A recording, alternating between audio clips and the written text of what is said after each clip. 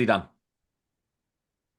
Are you going to 70.3 Lake Taupo in New Zealand, either for the World Championships or just in a future race? If so, this is the video for you because in it, two very experienced coaches, including a local expert, are going to go through and let you know everything you need to know for the swim bike run of your life.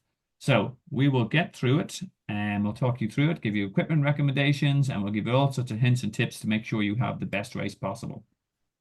But who are we? My name is Coach Steve or Stephen Moody. I am an Irish-based coach and Ironman News certified and coaching for 20 plus years. But also more recently, I'm a YouTuber and I do these race review videos to make sure I connect with my cool network around the world, talking to local coaches, local race organizers, whoever who knows the inside and outs of the course, so I can help everyone have a great race day experience.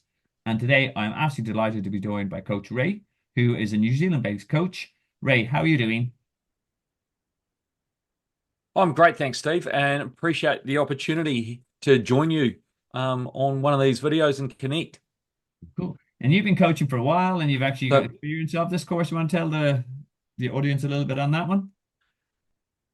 yeah, obviously with the World Champs, they've got a slightly unique course. I haven't, based on the fact that no one's actually raced on that specific course, but I've done courses based there that are using the bulk of the course. I've lost count of the number of times I've done 70.3 or half Ironman races in Taupo. I've done Ironman there 6 times. I first did my first half Ironman in Taupo back in 1999. I've been coaching professionally from shortly after that race in early 2000s, and I've been doing triathlons, including racing in Taupo from right back in the early 90s. 1990, 91 was my first triathlon season for the summer here in New Zealand back then. Fab. So again, and it's a really interesting point that it's a specific race course for the 70.3. So we'll try to highlight the 70.3 course and also what will be a bit more common as we go through it. But obviously you're the man to talk to. So let's get straight into it. Um, The swim course, one lap point to point, which is a little bit different to the normal. What can guys expect on the day? Water quality or the swim start. Talk us through this and any other important things they'll need to know about coming to this beautiful venue. But the water quality, that's going to be one of the things that's going to blow away, particularly international visitors. The water is crystal clear. In fact, halfway along that course, there's usually a golf driving range where you can pay some money and hit some golf balls out there. Expect to see a few golf balls on the bottom. That will be closed during the race, I can assure you of that. And you're going to be 300 meters out, so well clear of most people's driver. But as a result of that crystal clear water, we also want to protect it. There's actually a biosecurity alert for water quality in the North Island near Taupo at the moment. So it's important that you do follow some of the procedures prior to arriving in Taupo, cleaning your wetsuit. There's plenty of information on how to do that to the standard required on Ironman's website. It's nice and simple. Check, clean, dry. When you arrive in Taupo, get your wetsuit checked, and then you're going to be good to go without any risk of polluting the water with bringing some biocontaminants in. Even if you've used your wetsuit in other waterways within New Zealand, that's important to just help protect that waterway. But anyway, that's all the, I'll say, boring compliance stuff. No, but Let's but it's, get it's into the definitely course. key, Ray. It's something I always sort of hammer home in these videos. We are guests in these countries, especially as you said, a lot of athletes coming from all around the world. We're guests in your country. We have to respect that, and the water quality is beautiful because you protect it. So again, please, guys, do read up on that. But let's get down to the race details. Talk about it's going to be beautiful. What's the Yep. is it choppy swim? Is there much current to be considering, or what can guys expect and gals? Lake Taupo is a reason, well, it's New Zealand's biggest lake. It pales in comparison to lakes in North America and parts of Europe. But as a result of it being our largest lake, we can get absolutely beautiful, pristine days where it's flat as a mirror. Other days, it can be a massive swell operating there. Um, Not usually in December, but in March when we're starting to get some of the southerlies blow through, it has created a significant chop that has caused the swim and Ironman to be cancelled. But December, expect A cool start to the day, but turning into a beautiful day. Depending on which way the wind is blowing and how strongly is will determine how big that chop is.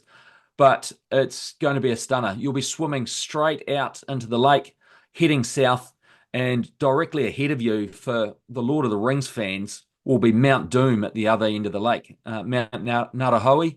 That is Mount Doom and the Lord of the Rings. You'll be swimming straight towards that for the first 300 meters, turning left, and you'll be following that line of boys along prior to the final left-hand turn and swimming into shore. Now that's a pretty cool sight. Sighting. Was it a Lord of the Rings? Was it a landmark? So that's the most impressive sighting point I've heard so far. I like it. Yeah. As you turn to swim to shore, there's a bit of, well, Lake Terrace is called Lake Terrace for a reason. It's slightly elevated above the lake shore. So you have plenty of features along there to sight towards as you swim into the finish line. As you come up out of the water, it's going to be a short exit up onto the roadside, and then there's going to be a temporary bridge that you'll need to climb up and over to get into the transition area there. That's just makes it easier for athletes to get across that road and across effectively what is the run course for later on. Brilliant.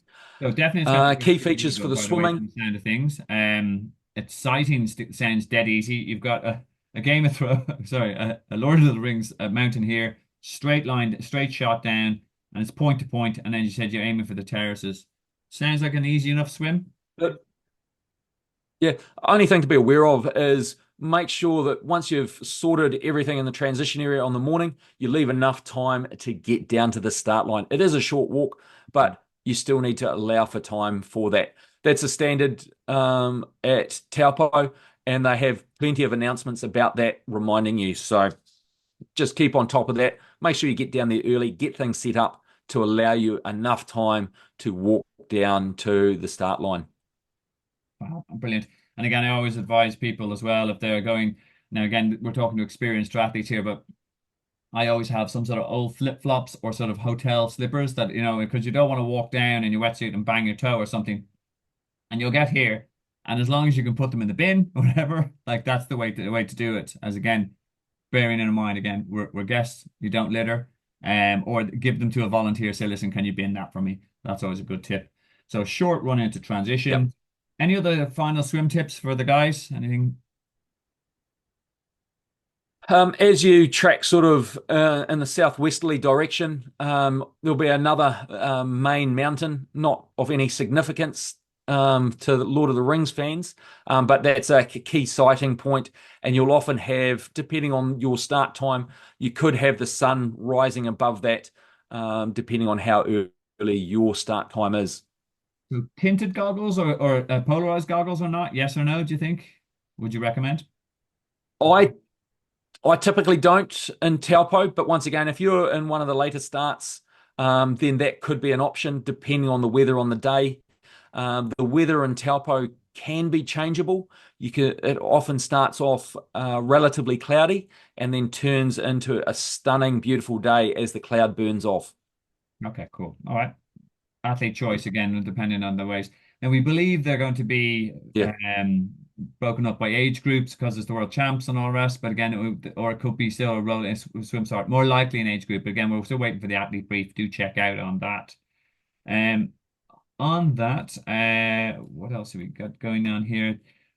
We again, I'm putting this in for newbies who are watching this. Again, you're all qualifiers, so the swim cutoff won't really be of too much interest to you. But for any of the newbies going to watching this as a potential course, because they might hold on to this course format, we don't know.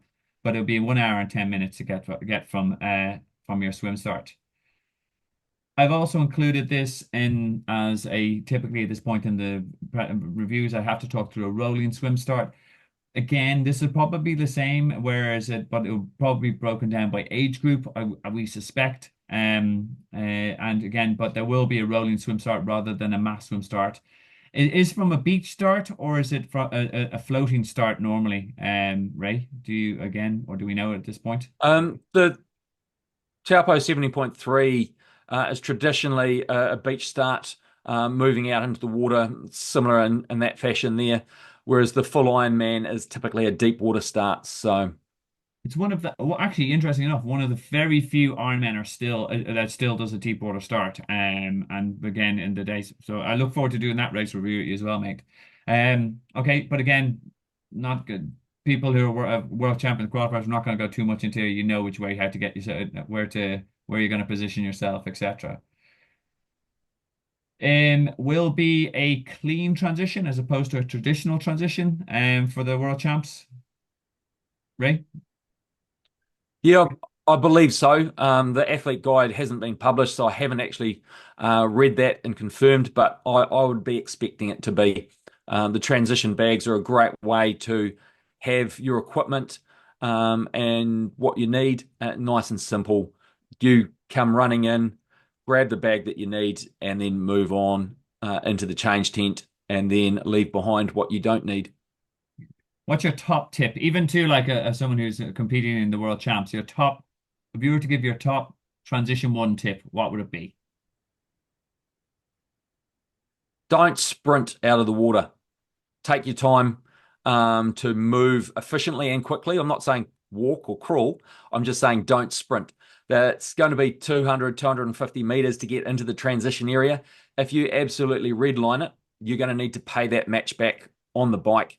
Um, Move quickly and efficiently. Get your bag. Double check. Have a look. Make sure that is your race number before rushing into the transition tent to continue the process. Yeah, no, agreed. For me, it's all about actually being first one for T1s is smooth because you are going from the horizontal, the vertical. You don't want to get that jelly legs and the dizzy head. And as much as it's important when you're making sure you've got everything set up, you haven't left any nutrition, anything like your shades or anything like that in your bag because you're in a rush to get out. It's harder to recover from a T1 mistake than it is from a T2 mistake because all you need is really your runners. But I like that one again. No sprinting into transition. Unless you're actually leading the race, which I don't know. Well, if the guys are watching this, hello, Sam Long. Um, okay, guys, well, I hope you're enjoying the video. And again, as I said, Ray's been great so far already with some great tips. So if you have time and you're enjoying it, please hit subscribe. There's my channel here. There is Ray's channel is at Quick Kiwi Coaching. I'll give his website and his email in the later on as well. A great man to talk to about any of the New Zealand races, etc. And of course, give the video a like if it's useful to yourself and share with your friends. But that's enough about me and Ray. Back onto the bike course. So it's a how many lap? We've got a 1 lap course for the bike and One what lap. That's right. and what's the Yeah, surface? one lap. So traditionally, Yep. sorry, I talked over you then, Steve. No, sorry. So look, I'm keen on what's the surface. It looks flat. Is the surface good? Is it closed roads? Tell us all you know, right? Yeah, so traditionally the bike course for Ironman 70.3 Taupo goes straight out Broadlands Road and back the same way. Slight little wee change at the end. This year for the World Championships, there's a left turn that 5 miles into the bike ride and heading out onto the other side of the Waikato River and onto the State Highway 5. I believe this is going to be closed for the event, and it's a great opportunity to ride a relatively scenic state highway here in New Zealand, the Thermal Explorer Highway. Go past a number of, shall we say, thermal areas, but you won't have time to look and absorb that. It is going to put a few more undulations in the first half of the bike than there traditionally would be, but that's going to help break up the bike and space athletes out. When you say Taupo thermal, itself sorry is for a interrupting. crater When lake. you say thermal, Ray, what exactly do you mean? Is that are they heat guys Um, or what is it, or is it just bumps yeah, a of? bit of heat, some geysers. There's not too much to see from the side of the road. Um, yeah, that part of New Zealand is known for geysers Okay, and hot springs, and so there's a lot of power generation from those sort of things. you're doing a great job for the New Zealand tourist board here. Was it geysers? Is the game a game? Was it there's a Lord of the Rings? But Yeah, again, they've done a it's good great. job with coming up with this course. All So right. Taupo itself is a sorry. I'm sorry for interrupting again. Yeah, but okay, so we're out on the thermal high on the highway. The road surface being a highway good, or in general, is there anything that people need to keep an eye out on? Prevailing winds, anything like that? In New Zealand, our road surfaces tend to be very coarse road chip. So it is going to be a lot rougher than particularly parts of North America Europeans might be used to. So expect that rougher road surface. So Taupo itself is a crater lake. So the first climb is coming up out of the crater rim, up over that rim, and then dropping down the other side. Obviously, on the return journey, as we come back out along Broadlands Road, it's going to be a gentle climb up to that crater rim again, and then descending down into Taupo. Those last sort of 10 Ks are going to be a nice, gentle flowing downhill as you make your way back to the transition area, and a good opportunity to stretch out the legs, spin them over a little bit more, get them ready, and freshen them up for the run. Fantastic. And lots of aid stations as well. The We got, was it three aid stations out here? One at three aid stations, okay, yep. And obviously in the transition area at the start and finish as well. good stuff. Okay, cool. Good road The trip on a other highway. point to note for, sorry, No, no, sorry, you were about to say something to tell us now.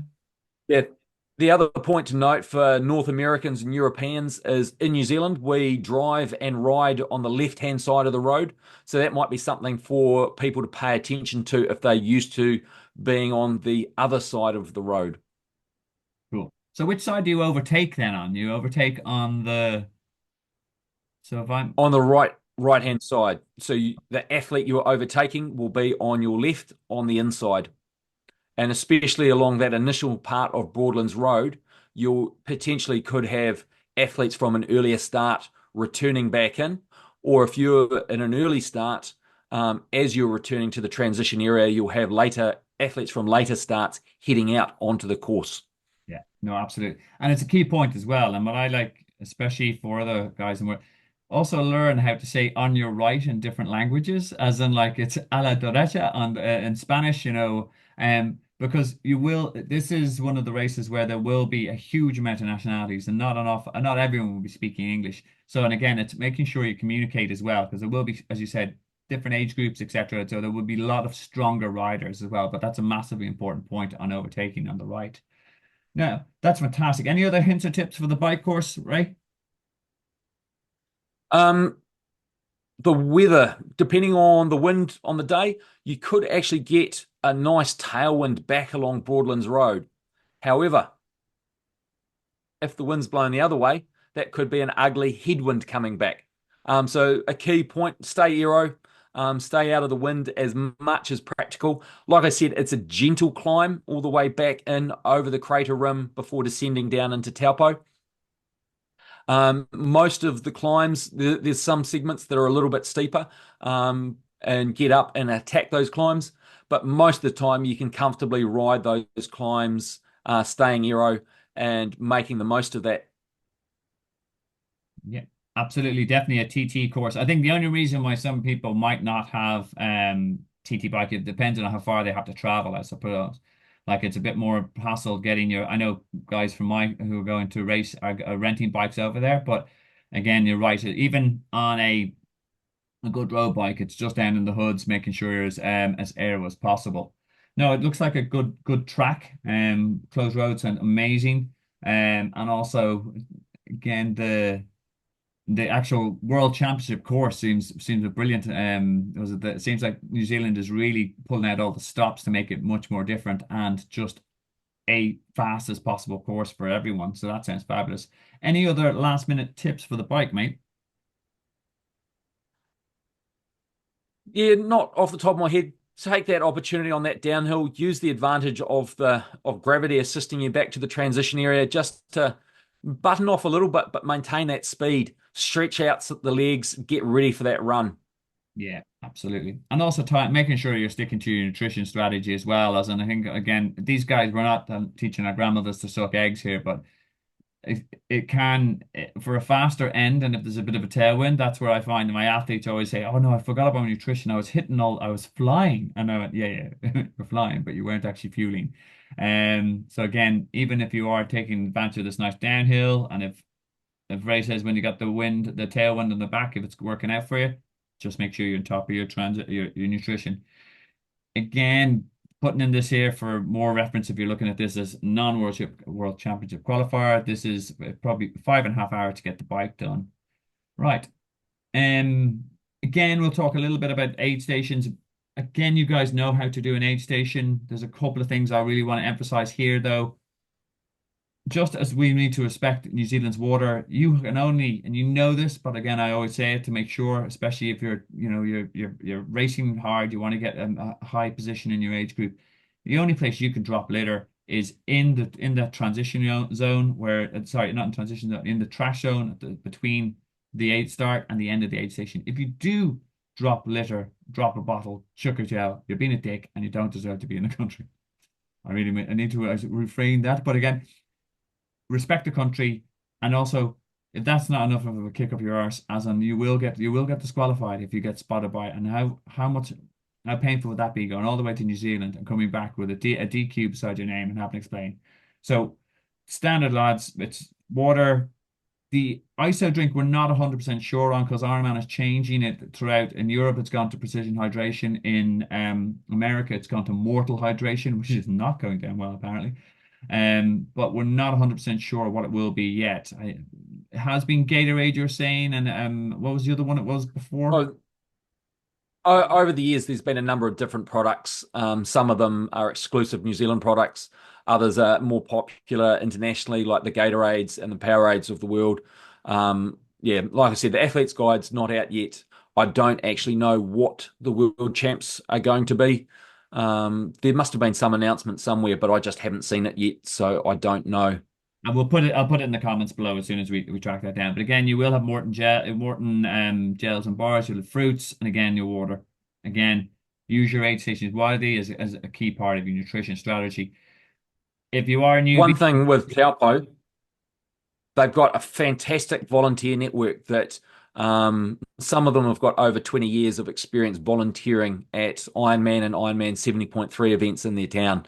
They do a fantastic job of, if you miss something, they'll do their best to get it to you, more so on the run than the bike because they can chase you down a little bit easier. But on the bike, they have big targets in terms of talking about the littering. If you want to ditch a bottle, they have a big target. Just aim for the target, and the volunteers will pick it up from out the back of the target and around it. And when I say big targets, big 10-foot targets. So something easy for you to hit. So have some fun. See if you can actually hit the target in the center. well, that's the thing. As in, it was in the States, you had like goal, was it like soccer posts or football posts and all the rest. It was a bit of crack. No, that's good. And again, and also it's a key thing for myself as well. As I said, if you're new looking at this and you're not sure what we're talking about aid stations, check out the video in the comments below. One of the key things I always emphasize, please say thank you and please be polite to volunteers. These are guys, they're not getting paid by Ironman. They're giving up their time because A, they want you to have a brilliant race experience, and B, they're really showcasing their town. They're very proud of what the Taupo has put on. So make sure you're polite, and karma will get you a good PB or a good age group finishing position. Um, we are back. It's a single transition, so you will be coming back to exactly the same place where you have your where you started your bike, and now where you will rack your bike. Do they have bike catchers in Lake Taupo normally, or do you have to rack your own bike? For Ironman, definitely. I'm just trying to refresh my memory. It was a couple of years ago, I last did the 70.3 up there. With it being the world champs, they may be having bike catchers. I'm not sure. I Yeah, like I said, I can't quite remember. It was 2022 was the last time I raced at Ironman 70.3 in Taupo. I don't think they did, but they normally do at Ironman New Zealand, which is also in Taupo in each March. With it being the world champs, potentially they will. Yes, no, absolutely. Okay, doke. Right, run course. So it looks like it's a 2-lap run course. What sort of surface are the guys running on? Is it a tarmac, asphalt, concrete? Yeah, so it's a little bit of a mix in terms of it's 2.5 laps. So you start at the run exit and run basically to the finish or very close to the finish line where you've got that dog. So you're heading up to the top left corner of the screen, and you'll see that dog leg where uh, the 13 and the 7 mile marks are. But you've got a U-turn just prior to the finish line, so it's a dog leg in just to tease you with that finish line. Mhm. Coming back out, you're turning right and going right into that top end for another turnaround in those two dog legs before completing 2 complete laps. The surface, you're running on the road for parts of it, and you're running on a concrete or paving stone lakeside trail. So it's firm underfoot the whole way. The pavers are flat pavers, so it's not like Paris-Roubaix or anything like that. It's going to be flat and fast running the whole way. If you look at the elevation down the bottom, it looks like there's some 3 or 4 massive hills in there. That's not the case. We're only talking 30 feet, 10 meters, and the scale of that runner there, they are literally blips, Yeah, well, as you but were saying, visibly Ray, I noticeable think as that you that runner approach is them. the scale, as in like this is the Ironman thing that they really need to work out their scale of these maps. Some of them like they just tell terrible stories. That does look that's gonna be like a brutal hill, but as you said, it's flat and it's only a couple of meters over a short period. So Don't get me wrong. You will notice it as you climb up it, but it's short, it's over quickly, and um, it's not a steep incline. It's a gentle climb, and then you literally roll down the other side. So yeah, cool. that that scale can is quite deceptive. And so the in terms of the crowd support, will there be a lot of people out? Or do the New Zealanders like their Ironman events, or are they all too busy watching the rugby? Absolutely, especially Taupo. Taupo, the town, really gets behind Ironman events, and they campaigned quite well to have Ironman moved from our major city, Auckland, to Taupo, and they've done a fantastic job. The town itself shuts down and supports the event for the week, 2 weeks leading into it. They are really well versed at supporting major events and have a significant event every month. December is Ironman 70.3, March is Ironman. The town loves the athletes, and you'll find a number of Taupo locals have actually qualified for Ironman 70.3 world champs. And you There'll said that the be finish, plenty of people out there supporting. and you said that the finish is this is a different finish line to normal, isn't it? They normally finish now they finish in the town to maximize that crowd effort. Absolutely. So that final stretch, or actually, if you look where that the Mortein aid station is, just near the intersection with Roberts Road. If you look at the insert, basically that's bars from there right through into the centre of town. So there'll be plenty of people cheering you on, as well as crowds lining both sides of the street. Fantastic. And yeah, the finish line atmosphere in Taupo is can't be beaten. Oh, what? I have other people that were saying the same thing about the race. I can't show favoritism, Ray. Maybe I'm biased. Well, it's the world champs. They don't bring it. They don't give it to just anyone. So no, it does sound like they're gonna throw the absolute kitchen sink at this. So it does sound cool. I'm putting it up again because it's part of my video slides. But again, we've got 8 hours and 30 minutes to finish this one. However, I think most people will be well done and dusted and in those bars along the finish line, celebrating with the locals at that stage. I'm throwing up. Yeah, this isn't the Lake Taupo finish line. I believe this is actually Vegas because I was there when I think yeah, no, it is. It says Chattanooga, Tennessee on in 2017, I think. It is, yeah, yeah. And is that is Gomez, isn't it? I'm trying to think. It I would believe be. so. It certainly looks like him. Yeah, yeah, definitely. I put him in there because he's one of my favorite athletes. But again, this will be something even better in Lake Taupo from what we're hearing. So something to look forward to.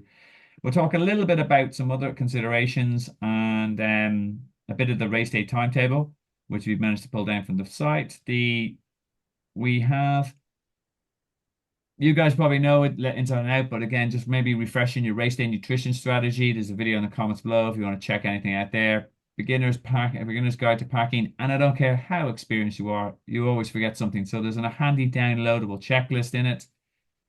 How to taper for your race. Again, this is where you're probably going to wind up your coaches like myself and Ray get all these emails and WhatsApps and all the rest, and people can completely believing they're losing all their fitness. It's not. Taper Madness. Watch the video there for some funny insights on that. Some last minute top tips. Again, it won't be your first rodeo, but we're worth watching. Again, recommend rewatching this video, get some more tips, read the race briefing. Make sure you work out your logistics, especially if you're coming from abroad, because there's a lot of transfers, how you pack your bike, etc., how you get that, all that sort of stuff can go a little bit skewy. Jet lag, how to overcome that, and just even in terms of minimizing your stress and getting everything ready to make sure you have the best race day possible. They're all in the videos and comments below. Again, just anything we can do to help you prepare is delighted.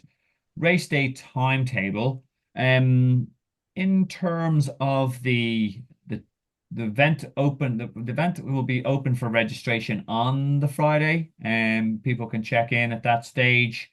What have we got? It opens up at 9 a.m., 10 a.m. What do you say again, your recommendation to athletes traveling from abroad in terms of how soon they get there, how early they get there, how soon they register? Any tips on that, right? Obviously, there's going to be a big rush on registration as soon as it opens. I find that leaving about an hour, giving the people that are absolutely keen to get that 9 a.m. registration done, they'll spend that time standing around in a queue. You're better off sitting at home with your legs up, resting, recovering, and dribbling down about 10 o'clock, 10:30 to register. You're not going to miss out on anything by registering a little bit after that. Make sure you're still doing it well prior to the finish time. And lunch times are often a busy time to register as well. So trying to get in that middle ground where you're not standing in a queue for hours on end. Yeah, rest up as much as practical. Use some common sense. Now, wherever you're staying in Taupo, it's going to be relatively close to the Great Lakes Centre and the transition area. So you don't have far to go to anything. It's 5 minutes to anywhere in Taupo. So that's not a big issue. If you do have any bike issues, there's a couple of good bike shops in town, but they're also going to have bike tech support at the in Tongariro North Domain, which is basically right in the centre of town, right next to the Great Lakes Centre. So that will be a tent village with a lot of things happening there for you. Okay, cool. So everything's walking distance. And again, also we have to recommend that there are the races on Saturday and Sunday. So again, a bit of a split kind of day. So you will have the guys checking in on the athletes checking in on the Friday for racing Saturday. That's your time there, 12 and 6. Again, just plan it accordingly. You will get a chance to do practice swims in the day leading up to the race. Is there anything else in terms of, do they do a parade of nations? I don't know if they actually have mentioned that here, but I'll check that out and put that up in the comments. Um, in terms of actually opening for I the, oh, sorry, go on. was going to say I'd be surprised and disappointed if they didn't for the World Championships. But yeah, you're right. It's not actually listed there. So I presume it's probably on Thursday as well because it said I probably just pulled in just not just about enough information. Again, normally that we with the videos we do there on Sunday and you don't have a split day and don't have a parade of nations. So I've sold people a little bit short on that. Apologies, folks. We'll do better in the next one. But the have our women racing on the Saturday and they are was it they're checking their when the transition opens at 5. The main race will start at 7 a.m. with the pros, 7:02 for the disability hand cycle women, and then 7:10 for the age group waves. And it does look like they're going in age groups for the waves, as we suspected. And then again, you have the mirror experience for the men racing on Sunday. And when you actually check in, you'll check in after the between 12 and 7:30. And then on your day, same sort of timetable. Men pro go off at 7 a.m. Disability handy cycle on 7:02, 7:10. Okay, and then any last minute tips for it? Look, it looks like an absolute mint of a brilliant venue normally, but again, there's been a lot of bells and whistles put on this for the World Champ, so pretty impressed with it. Any last minute tips for people getting ready to go or prepping for the course, Ray? Yeah, just make the most of the experience, having that opportunity. And I know some people will have raced at the World Champs previously, others, this will be their first time. You're an experienced athlete. It's no different from any other race. You turn up, everyone puts their tri suit on one leg at a time.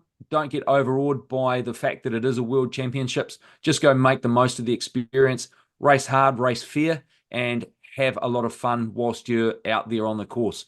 Also, my final tip, and it goes sort of hand in hand with what you said before about race karma, but thank one of those volunteers. Just pick one randomly in the middle of the race and thank them for the time they're putting into making you have a great race. If you want to do more than one, hey, I'm sure every single volunteer you thank will appreciate it. Absolutely, 100%. As I said, I can't emphasize that enough. That good manners never go out of fashion, especially even on a World Champs Day. As in, again, you're important in your own head. In the greatest scheme of things, you're just a load of athletes inhabiting and taking up their town, and they're happy to help you out. So look, guys, I hope you've enjoyed that. Again, as you can see, Ray has been an absolute fountain of knowledge. He's a super coach, great guy. I've had some great chats with him even before we started the interview. So if you want to hit him up with any questions, Coach Ray at coachray.nz. Again, if you're thinking about racing Lake Taupo next year and you're happy excited by hearing about this event, make sure you check out. He might have slots on his roster. I know he's a very busy guy. You might be lucky, you might not, but it definitely worth having a bit of chat with him. He's a good guy. Listen, from me, Ray, I just want to say thank you very, very much for your time. I know it's it's my PM, it's your AM, but I really appreciate the time. I've learned a lot about the course myself, and it sounds like it's going to be great fun. So thank you very much. Hey, you're more than welcome, Steve. And I look forward to maybe having a chat again in future about some other fantastic events we have here in New Zealand, like the Challenge Wanaka, which is often voted the most scenic triathlon in the world. We will, because we're not going to talk about rugby. We've agreed that at the start, and this is how we will maintain our friendship.